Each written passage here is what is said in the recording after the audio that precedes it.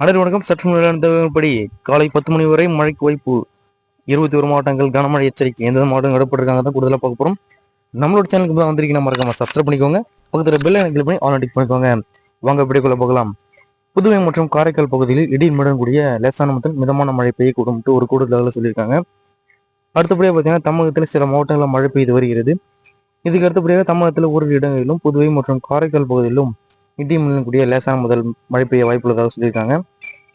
இதுக்கு அடுத்தபடியாக சென்னை, திருவள்ளூர், செங்கல்பட்டு, காஞ்சிபுரம், விழுப்புரம், ராணிப்பேட்டை, வேலூர், திருப்பத்தூர், திருவண்ணாமலை, கிருஷ்ணகிரி, தருமபுரி மற்றும் ராமநாதபுரம் மாவட்டங்களில் ஓரிரு இடங்களிலும் கனமழை பெய்ய வாய்ப்புள்ளதாக சொல்லியிருக்காங்க. அதுக்கு அடுத்தபடியாக சென்னை மற்றும் புறநகர் பகுதியில் நகரின் ஒரு சில இடங்களில் இடியுடன் கூடிய மழைக்கு வாய்ப்புள்ளதாக சொல்லியிருக்காங்க. இதன்படி தமிழகத்தின் சில மாவட்டங்களில் மழை பெய்தும் வருகிறது. இந்த நிலையில் தமிழகத்தில் இன்று காலை 10 மணி வரை, அதாவது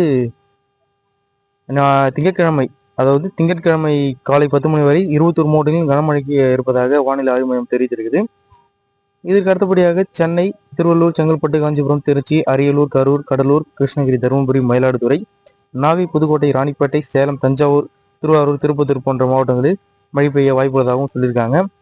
நன்றி, வணக்கம்.